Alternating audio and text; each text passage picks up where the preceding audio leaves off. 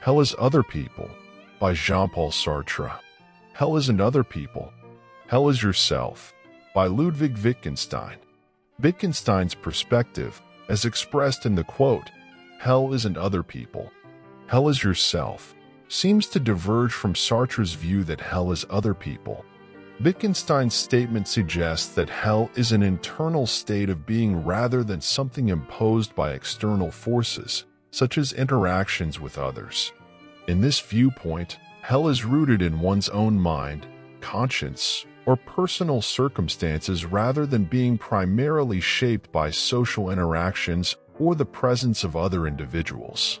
It implies that the internal struggles, guilt, or conflicts within oneself can lead to a hellish experience. While both philosophers touch upon the concept of hell, their emphasis differs. Sartre focuses on the torment derived from social interactions and the gaze of others, while Wittgenstein highlights the internal turmoil and the self-inflicted nature of suffering. These perspectives reflect distinct aspects of existential and philosophical inquiry into the nature of suffering and human existence.